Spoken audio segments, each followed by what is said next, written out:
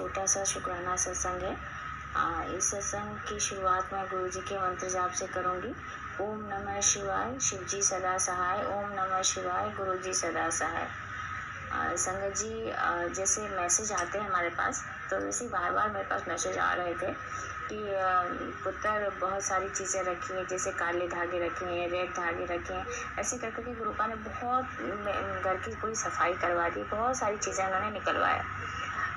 फिर उन्होंने एक दिन मैसेज किया कि पुत्र अभी भी तेरे पलंग के नीचे कुछ रखा है जिसमें कि सुपारी और वगैरह है, कुछ ऐसी चीज़ें हैं जिसको तू निकाल।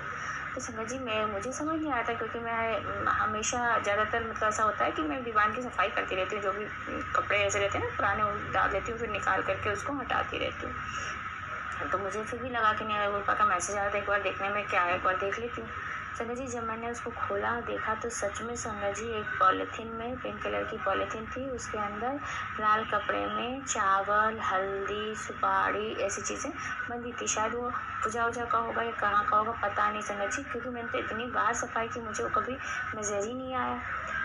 फिर मैंने देखा संगत जी, मैंने उसको निकाल के जब मैंने बाहर रखा संगत जी, ऐसे गुरुपा ने बहुत सारी चीज़ें निकलवाई पूरे घर से।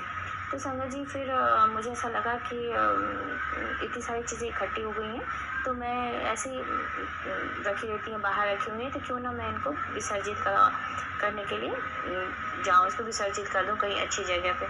तो संगत जी फिर हम सोच रहे थे कि चलो ठीक है, हम इसको विसर्जित कर देंगे इन सब चीज़ों को। इतने में गुरुपा ने मेरे दिमाग में ऐसा, मतलब वो तो गुरुपा का रहता है, गुरुपा ने ऐसा मतलब दिमाग में ऐसे भर दिया मेरे कि क्यों ना मैं नर्मदा जी में जाके उनको विसर्जित करूँ। उसमें बहुत सारी खंडित मूर्तियाँ भी थी संगत जी, एक गणेश की मूर्ति थी जो खंडित हो गई थी, ऐसे बहुत सारी मूर्तियाँ थी। तो हम उन सब चीज़ों को लेकर के और एकदम से प्लान बना, मैंने अपने अंकल जी से बात करी कि क्या हम जा सकते हैं क्या होशंगाबाद।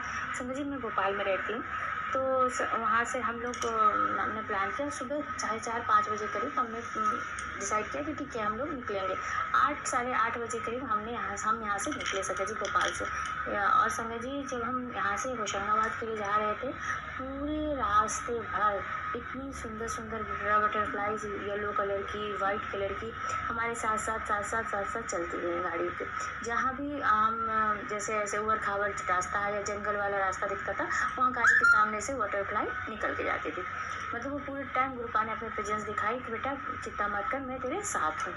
संगत जी, जब हम वहाँ होशंगाबाद पहुँचे तो मुझे ना पानी से बहुत डर लगता है, तो मैं कभी सोच भी नहीं सकती थी कि मैं पानी में जाके स्नान कर सकती हूँ।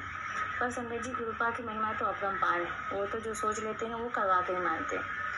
बस संगत जी, हम लोग वहाँ तक गए, पता नहीं कैसे एकदम से हम लोग का मन हो गया कि क्यों ना हम नर्मदा जी में स्नान करें। और हम लोग जितनी विसर्जित करने की चीज़ें थी वो अंकल जी लेकर के चले गए विसर्जित करने के लिए। बोले कि मैं विसर्जित कर देता हूँ, तुम लोग तब तक यहाँ बैठो, वेट करो। पर वो एकदम से हम लोग का मूड बना और हम लोग नर्मदा जी में स्नान करने लगे। संगत जी, मेरे साथ 2 और मेरी फ्रेंड्स भी गई थी और मेरे अंकल जी थे, हम 4 लोग गए थे। हम तीनों जन जो है पानी में, नर्मदा जी में उतर गए धीरे धीरे करके। वो नर्मदा जी में संगत जी एक छोटी सी बच्ची थी।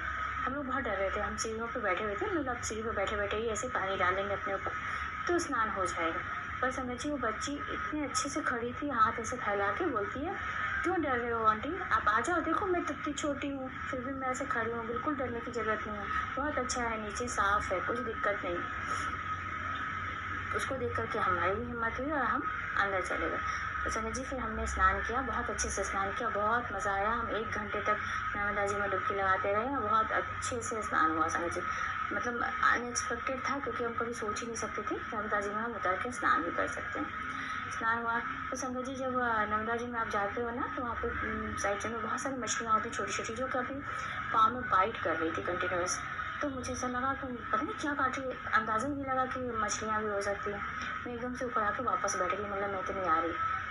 इतने में फिर वो बच्चे आए, बोले कि नहीं कुछ नहीं होगा, आप है ना पाँव ऐसे से हिलाते रहो पूरे टाइम, तो वो अपने आप भाग जाएंगे, वो तो खुद हमसे डरती हैं और वो आप स्थिर खड़े रहते हो ना, इसलिए बाइट कर रही होंगी। ऐसे करके वो फिर से उसने बुला लिया हमको कि नहीं आप आ जाओ, अंदर आ जाओ। फिर हम गए, अंदर गए और नर्मदा जी में, और फिर हमने सच में संगत जी हम पूरे टाइम हिलते रहे, कूदते रहे, ऐसे पाँव हाथ हिलाते रहे, और हमने बहुत अच्छे से स्नान किया। मतलब 1-1.5 घंटे तक नर्मदा जी में बहुत अच्छे से स्नान हुआ हमारा। स्नान करके जब हम बाहर निकले संगत जी, बाहर निकल के बहुत तेज़ धूप थी, गर्मी बहुत ज़्यादा थी संगत जी, तो हम बाहर निकल के आए। वहीं पे एक नींबू पानी बनाने वाले अंकल जी थे, वो नींबू पानी बना रहे थे। मेरे अंकल जी भी वहीं खड़े थे, उन्होंने नींबू पानी पिया, और हम तीनों को के लिए भी उन्होंने बनवा के रखा था। हम तीनों ने जब नींबू पानी लिया संगत जी, तो वहाँ पे मुझे ऐसा लगा कि मेरे बाल भी बहुत गीले थे। मैंने सोचा कि रबर खोल के थोड़ा सा बाल ठीक कर देती हूँ। संगत जी जब मैं बाल ऐसे करके ठीक करने लगी, वहीं पे सामने एक अंकल जी खड़े थे, और एक और अंकल जी खड़े थे, उनके साथ बहुत पूरी फैमिली थी। तो मुझे ऐसा लगा ना कि ये अंकल जी भी उनके साथ ही होंगे। एकदम से नज़र तो मेरी गई उनके ऊपर, तो मुझे ऐसा लगा कि ये लोग सब साथ में होंगे। पर संगत जी आप यकीन नहीं करेंगे, वो जो साइड में खड़े थे ना, उन्होंने थोड़ी देर तक देखा, फिर एकदम से ना चश्मा उठा करके, मतलब अनएक्सपेक्टेड एकदम, कंजी कंजी आंखें उनकी, बहुत सुंदर, और कुछ नहीं किया, बस उन्होंने चश्मा उठा करके ऐसे करके, गोगल लगाए हुए थे, चश्मा उठा के मेरी तरफ ऐसे करके देखा तिरछी नज़र से, फिर नीचे कर लिया। फिर मुझे ऐसा लगा कि एकदम से देखा, ध्यान दिया मैंने उन्हें, ये तो आंखें मेरे को देखी देखी लग रही। फिर मेरे को ध्यान आया कि अरे ये तो हमारे घर में एक शिव जी की मूर्ति है संगत जी, पीतल की, बिल्कुल उनकी आंखें जब आप देखोगे ना तो बिल्कुल कंची आंखें। मुझे एकदम से ऐसा लगा कि अरे ये तो बिल्कुल उनके जैसी आंखें। फिर थोड़ी देर बाद फिर नीचे किया, फिर वापस से, मतलब ऐसे उन्होंने 3 बार मुझे अपनी आंखें दिखाई। अब मैंने देखा, पर फिर भी मेरा दिमाग उस समय स्ट्राइक नहीं किया, एकदम से लगा तो कि कुछ देखी देखी चीज़ है, पर जब थोड़ी आगे निकल गई मैं, फिर मैं पलट के देखी, मुझे लगा अरे ये तो गुरु जी महाराज, मतलब शिव जी की जो मूर्ति है उनके जैसी आंखें थे, तो गुरु जी महाराज है। फिर मैं जब तक मैं पलट के वापस आऊँ तब तक वो वहाँ पे वो नहीं थे। तो संगत जी ऐसे हमारे गुरु जी महाराज कब कैसे किस रूप में आपके पास आ जाएंगे वो हम नहीं समझ पाते। शुक्राना गुरु जी, अनंतम अनंतम शुक्राना। उन्होंने पूरी टाइम प्रेजेंस दिखाई। और वही नहीं संगत जी, जब हम वहाँ से वापस आ रहे थे तो हमारे सामने, गाड़ी के सामने से एक गाड़ी निकली जिसके पीछे गुरु जी, मतलब गाड़ी के ऊपर स्टिकर लगा हुआ था जिस पर लिखा था गुरु जी।